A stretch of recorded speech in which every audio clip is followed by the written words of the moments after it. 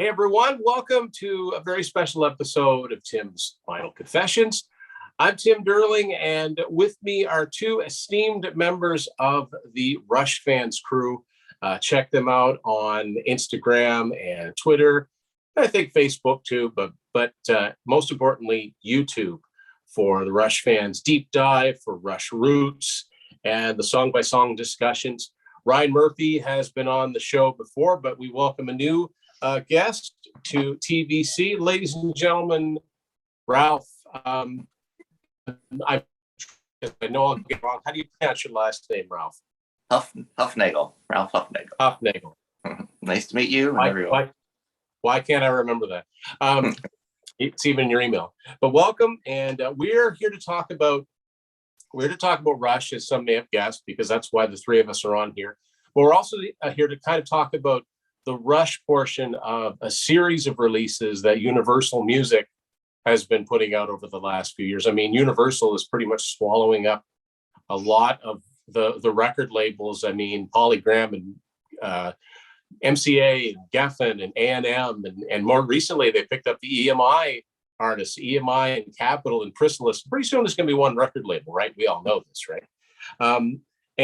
So I want to go through the series and some of the ones that I have in my own collection. Actually, some I borrowed from my kids to show off, just to show you that there's a uniformity to them and they kind of all look the same. This is a Deep Purple one from 2012. If you look on the side, the way that Icon is written, that's how they do it. Next one, little outside of Canada, you might not have heard of them. Canadian band called Helix, and this is their Icon CD, written the same. This one belongs to my son. It's the Queen Icon. These are all just single disc compilations, usually budget price. You can usually find them $5. The next two belong to my daughter. This is Megadeth's Icon. And finally, an interesting one, because it's something that this Icon series does. This is Red Hot Chili Peppers. Now, this is a compilation called What Hits that actually came out in 1992, but they just rebranded it as part of the Icon series, which is kind of interesting. But what we're here to talk about mainly is this, which is the Rush Icon entry into the sweepstakes. So we all have the vinyl, and that's kind of what we're here to talk about. So gentlemen, ready your vinyl. Rush Icon vinyl. With a cool shot of the band from, I'm thinking, we'll ask Ralph. Ryan and I were talking about this. I'm putting that photo at around 1978. I'm thinking Hemisphere's Farewell to Kings era. Is that what you think? Yeah. That's the vibe I'm getting. Yeah, definitely. Yeah. So what's cool about this, and it's brilliant in a way. It's a way to sell. It's a way for classic bands to sell stuff to people that already have everything. Not only did so this CD originally came out in 2010, and that's all it came out on, aside from, I suppose, digitally. But in 2020, they put it out on vinyl. And so I wasn't even planning on buying, the Rush Icon, right? Because there's nothing on it that I don't have. But again, like I was saying to Ryan before we started, it was new Rush vinyl. And when it came out, it didn't cost $100. It wasn't like Rush and Rio or one of the Farewell to Kings or Hemisphere's reissues, which I'd love to have. But so I think when I bought it, it was around $30, $35. I just bought it at Sunrise Records, which is a chain up here in Canada. I've come to find out that it was good that I bought it when I did. And the version that I got is clear, transparent vinyl with heavy red splatter. And because I'm an oddball and I don't open my vinyl, I've gone to Discogs to see what it actually looks like. Apparently, this is a rarer version of it. Which ones do you guys have? I have the red version. I have the red version. No, this one's different. It's clear, but it's red splatter. It looks like blood almost. That's very cool. The red vinyl, and Brian's got the. I have three actually, because I'm that guy. I had to own as many of them as I could. This is the clear translucent from the. I think it's only on the Backstage store, the Rush Backstage store. I'm not certain, but This one here is the blue translucent one. That's very cool. I like the red label against the blue. That looks really good. Yeah, yep. And then this last one looks really sweet too. This is the solid. I think this one was a Walmart exclusive, maybe. That makes. I did pick this one up at Walmart in store. I can't tell you how long I searched for this. I have literally every Rush vinyl, every Rush album on vinyl, so I have every song on vinyl. But I had to have this compilation album too, just because. So now mine is in a Canadian version. You guys have American versions. Interesting find. So, the one that I got from the Rush backstage show was actually Canadian only. So I had asked him to purchase it for me and then send it to me. That one has Toronto on the back. The other two say Santa Monica, California. Yeah. Mercury. Yeah. See, now it's funny because I also bought the CD because once I got the vinyl, I thought, well, now I got to get the CD to go with it. And the CD, even though I bought it in Canada, has a Mercury logo on it. So figure that out. And it's actually got a New York address on it. So go figure. But okay, so also, Ryan was nice enough to let me keep this for ordering the vinyl for him. This little Power Windows keychain, in case you didn't know what it was from. It's cool. I like it. I just got it on display here. So let's talk about the Rush Icon track listing. So I'll read off the track listing here. Working Man, Fly By Night. If you have the CD, The Necromancer. If you just have the vinyl, you don't have The Necromancer. I just noticed that the other day. Twilight Zone, Closer to the Heart, Circumstances, Free Will, Limelight, The Analog Kid, Red Sector A, Marathon, and Force 10. So on the CD anyway, something from each of the Mercury studio albums. An interesting mix of songs. What do you guys think about the track listing on here? Yeah, I found it very interesting too. You expect the compilation to be the greatest hits or the singles, but these are like the next one, pretty much. Moving Pictures Say Limelight, not Tom Sawyer. I thought the Twilight Zone was definitely an interesting pick. Yeah, for that.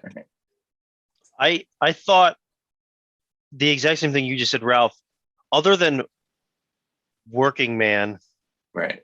I feel like they're all like 1B songs, if that makes any sense. So like the second most popular track from all these albums, other than maybe a few. I mean, like Fly By Night. I mean, I guess you could argue maybe that gets more radio play, but amongst Rush fans, I would say probably Anthem is more popular. I mean, The Twilight Zone, I feel like that was just thrown in there because you could have a pop culture reference. Maybe people might relate to it in that regard. But Closer to the Heart, I mean, I feel like Xanadu is more popular, even though Closer to the Heart gets more radio play. Xanadu is a more popular song amongst Rush fans. So they put Closer to the Heart, which to me is like the 1B. Circumstances, Hemispheres has 4 tracks. I mean, they're all fairly popular, I guess. But where my theory and I guess your theory really come to fruition here is Free Will. That's the 1B track. Spirit of Radio is the 1A track. Limelight, that's the 1B track. The Analog Kid, maybe you could argue, of course you get subdivisions, but maybe you could argue New World Man is more popular, but I would say that the Analog Kid is more popular. That's the 1B track. Red Sector A, you got Distant Early Warning. That's the popular track. Red Sector A is like second in line. Marathon from Power Windows. I mean, the Big Money is probably the big track, on that one, and Marathon comes in a close second. And then Force 10, I would say probably the most popular one is Time Stand Still, and Force 10 is probably 1B. So it's like a sort of greatest hits album, it's like a kind of greatest hits. It's a strange mix of like radio staples and album tracks. I'm assuming that the reason The Necromancer isn't on the vinyl, and I think this is a good reason, is if they put it on the vinyl, they probably would have had to make it 2 records and charge twice as much. So they kept it nice and neat and just made it on 1 record. Now, some of you out there are probably saying, but they did an icon too. Okay, we're getting to that. And I just called it up on Discogs, and I knew they put out icon too, because some of these bands that have vast catalogs, they'll do that. I now think that I have to get this. Just like Ryan said about getting all the vinyl, the collector and me saying, you got to get this. And I'll tell you why. The Rush Icon 2 is now 2 discs, and disc 1 is just this, the same track listing. It's got a black cover with, it's let me see. Yeah, it's the exact opposite. It's black cover and Rush, and the is in red, and the song titles are in white. So it looks to me like they did the exact same thing with disc 2 with the live albums, with the twist. Because listen to this: Bastille Day. All of these are live versions, by the way. Bastille Day, 2112, all of it. Spirit of Radio, Tom Sawyer, La Villa Strangiato, Closer to the Heart, oddly enough, it's a repeat. New World Man live, Vital Signs live, The Big Money live, Mystic Rhythms live, and Time Stand Still live. So that's where your other big hits that weren't on disc 1 are out. And I can see where they went from All the World's a Stage, Through Hugs a Stage Left, through Show of Hands. But what album was New World Man on live? Where did that come from? They have I'm not sure, but they have the Grace Under Pressure tour live. Oh, that's exactly it. I was just going to say, I think yeah, you're exactly right. Yes. Okay. So maybe this isn't as exciting as I first thought it was, because when I saw Vital Signs live, I know that the B-side of New World Man is a live version of Vital Signs that was cut from Exit Stage Left. I wonder if it's that version. Well, Tim, because the Grace Under Pressure live, I guess it didn't come out on vinyl, only came out on CD. That didn't come out until, I believe, 2009. And the Icon 2 came out in 2011, right? So yeah, they probably just pulled it from that. But Vital Signs isn't on the Grace Under Pressure live, is it? Or is it? Yeah, I think it is. I'm pretty certain. Okay. It definitely is. Okay, Yeah, well, that's okay. So that's exactly where those came from. Then, okay, so I could sleep at night not owning that, because I thought, well, I got to have that live version of Vital Signs on CD. Turns out I already do, because I have it as part of the the episode where we went through our Rush videos. I have it. The CD is on the replay DVD collection. Yep. So, whew. Now that is not on vinyl, though. The Icon 2 is not on vinyl, and I assume. When did this Icon come out? This came out, you said 2020? On vinyl, yeah. On vinyl. I thought it came out just last year. Yeah. My copy says 2020 on it. Yeah.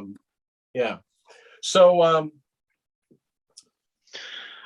as far as its effectiveness, all of these Icon CDs, really, I could see where, like I said, I got some of these from my daughter because she's interested in classic music, right? And it's a cheap way and a readily available way to pick up classic music. Now, she sent me a text message one night from Walmart, and she's holding this up. And she said, I just bought it. And it was just like, proud moment, because she never owned any Rush before that. Now she's got, not all of them, but she's got quite a few of their albums. So whatever it was, this did the trick. This had just enough of the songs that she knew, listening to a few others. So I'm kind of glad they didn't go the traditional route, because they kind of already did that. They did that with Chronicles. They did that with the 3 retrospective discs. And then they did it with the Spirit of Radio one that they put out in 2002. So I'm kind of glad that they went that route and just spread the album tracks and the hits out a little bit. And they didn't just put Tom Sawyer and Spirit of Radio and Subdivisions on it. So that's my firsthand evidence that these Icon CDs do serve to introduce people to music that they otherwise wouldn't have heard. Plus, this is short too. I mean, there's I guess there's 12 tracks on the CD because you got the Necromancer, but the vinyl, I mean, it's only 11 tracks, right? Yeah, I think the Spirit of Radio Greatest Hits has like 15 or 16 tracks on there, and like, I know Rush Gold was the other Greatest Hits album that came out in the that was another. 2000s. The Gold was another That series had that like Universal did. 30 tracks or something like that on there. There's That like was 2 15 or discs. 15. Yeah, yeah. I mean, this is short. It's like almost don't overwhelm the listener if you're trying to get them into some Rush. So don't overwhelm them all at once. I mean, that's kind of my thinking. I'm just. It's interesting. It's right. You're right in that the Necromancer is a strange choice. You'd think the B track from Caress of Steel would be Lakeside Park. Lakeside Park, yeah. Right. But the Necromancer is, I don't know, they must have had room. And the Twilight Zone, for me, the B-side track, if you weren't going to put like Overture and Temples of Syrinx as one track, which they usually do, Yeah. I think that the next most popular song in there would be A Passage to Bangkok. Yep. Or maybe Something for Nothing. Right, that's what I would assume. Yeah. But the Twilight I just figured. Zone, I mean, I like the Twilight Zone, Ryan. I know you're not a fan of it. I like it. It's so goofy. Oh no, it grew on me. It definitely grew on me. Maybe it's because it's relatively short, and that's the one they had room for. After the Necromancer ate up all 12 minutes of space. Oh yeah, I just think it's got the. It's almost like, okay, someone that doesn't know of Rush, they know of the Twilight Zone, so let me go listen to that song. They look at these and they can relate to that title. Yeah. That's the only thing I can think of. You know what? I never thought of that before, but you could be onto something where you might have someone who knows a little bit about Rush, and they know enough about that. Well, they write songs about books and movies and things like that. Right. Maybe this is about the show The Twilight Zone. I love The Twilight Zone. Let's buy it. And actually, that's not untrue. It is about a couple of episodes of the show. So, yeah, you could be onto something too, though, by just saying, hey, let's put a shorter track after the Necromancer, and let's not put Blessings or Tears because they're even probably less popular, Yeah. I'm glad they put Circumstances on here, though. I love that song. That's like everyone's favorite deep cut. Yeah. That's a great song. And again, note, let me look at the vinyl. Red Sector A just says A, Brian. There's no quotations. Oh, yeah. There's no, because I know that's something that Brian notices is like, how did they write Red Sector A this time? Because it's not consistent. It is not consistent. Sometimes it's put in quotes. Usually it's not, but I've noticed on the backs of some of the, I mean, you can go back and watch the one that Tim and I did, viewers go back and watch the Rush home videos. Yeah. I think it was on the back of Rush and Rio, maybe. I can't remember. One of them, it's printed with quotes, Red Sector A in quotes. Yeah. Kind of odd, but I just think it's a misprint, honestly.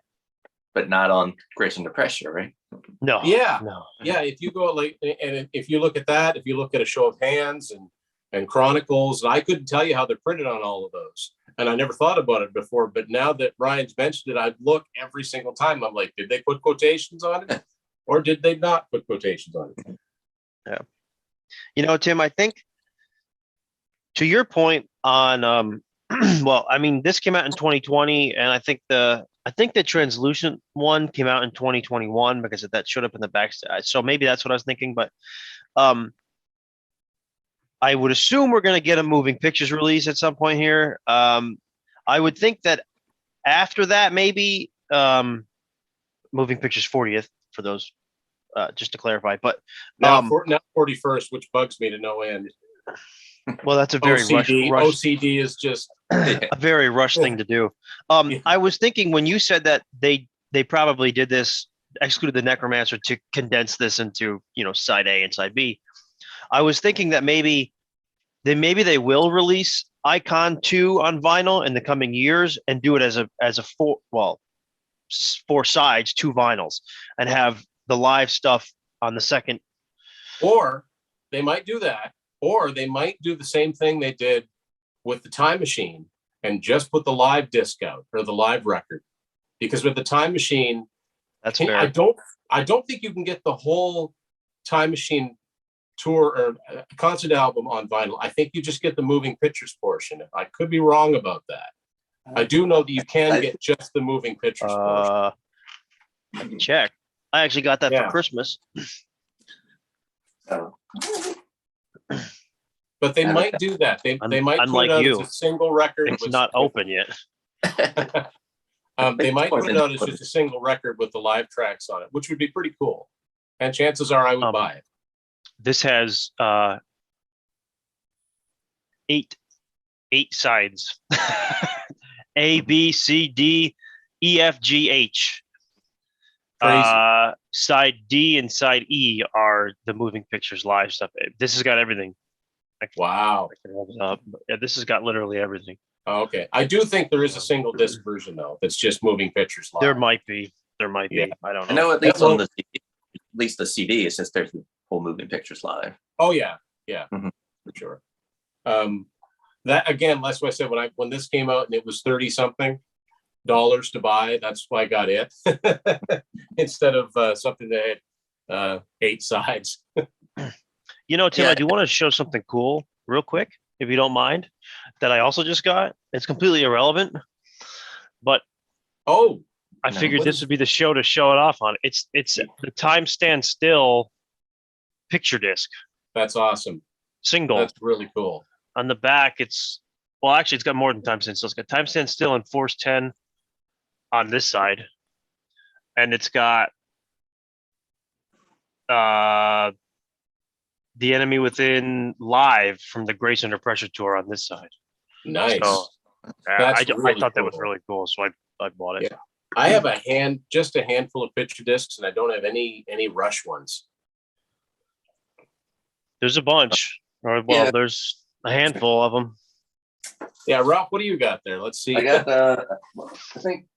I got the Hemisphere 40th anniversary edition picture disc. Oh, cool. That just came in the mail the other day. Nice. With misspellings on the of Armageddon on the back side.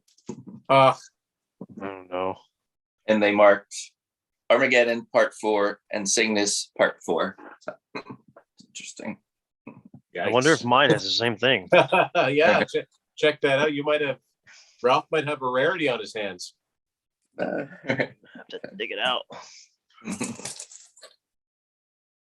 I haven't played this one yet. But. Well, the first album, it's like Moon Records. Well, what difference does that make? It's the first record. Yeah, exactly. Right. It means everything. Yeah, exactly. Yeah. I need to get a vinyl shelf or something because this is like stacked very. My wife just bought me a new crate so I could put them all in. So. Yeah, I need to get something like that. I was extremely fortunate. Well, I work in radio, but they were getting rid of a lot of old furniture. And you see behind me there, I've got 2 shelves like that were actually built for vinyl. But in between, I cut 2x4s because it's heavy. So I've got 2x4s wedged in to keep them from crushing the records. Mine's way different. Mine doesn't even. Actually, I have 2 versions of this. One that has the picture, which is actually, I bought it to frame that one, and then I bought it again so I could spin it. But is that the original 1978 release? Maybe. This one is from 2019. Probably because it's beat up. It doesn't even say. Right. It's like here I have 40th anniversary. Yeah, it's got to be. But this has Armageddon. Oh, this has Part 4 Armageddon, Part 5 Cygnus. Right. Finger of Balance. Okay, so that's why they're different, because they're 2 different issues. Armageddon is spelled right. Huh. I never spelling errors are one of those things. It takes about 2 seconds to check something like that. Like someone was asleep, to let it go out that way.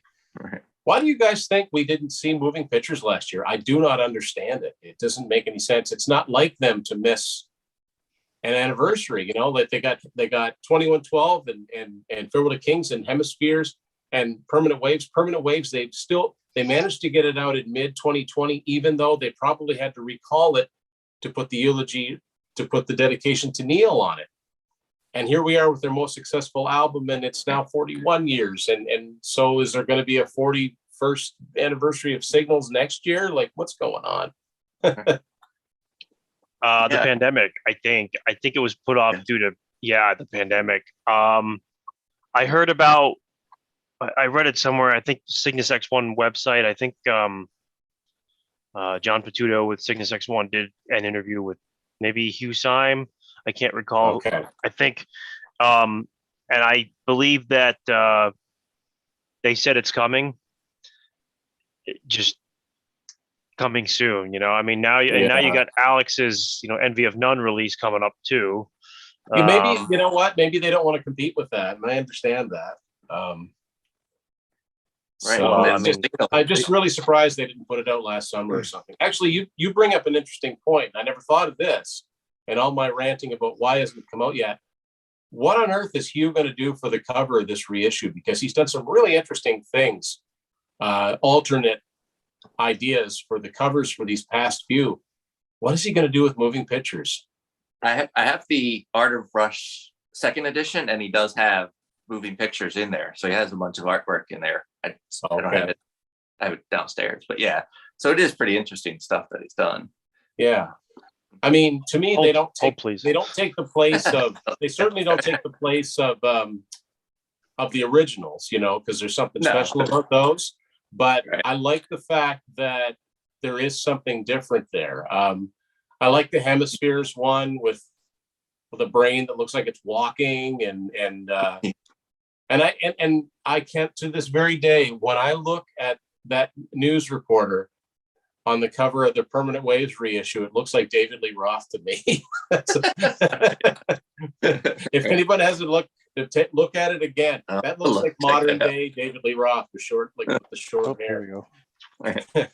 It's way in the back.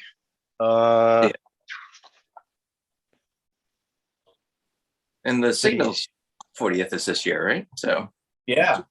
I got a calendar for Christmas with the 40th anniversary of Signals. That's what's in there. I don't know if that's going to be the cover or what, but there's also this. You got the camera eye. It would surprise me if it was one of those or a variant of those. Yeah. I feel very left out that I don't have that book. This might be some of my favorite art of his. Yeah. For Witch Hunt. Oh yeah. And then this one too. What are those, horses? That's no, they're rhinoceroses. It says everybody got to deviate from the norm.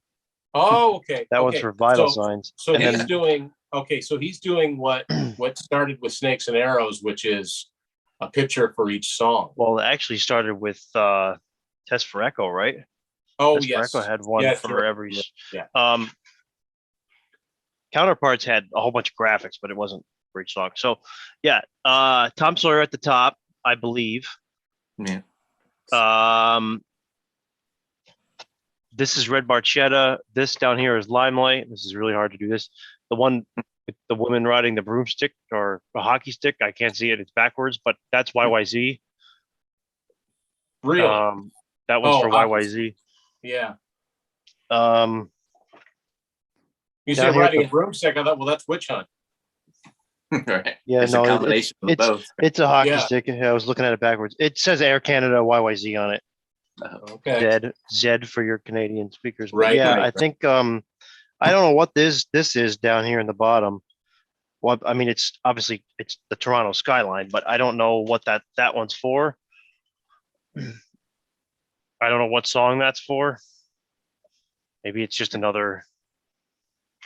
Let's see again. I mean, all the other songs we've covered, right? So yeah, but an as yet unreleased track. I doubt it. Could you imagine? that would be cool.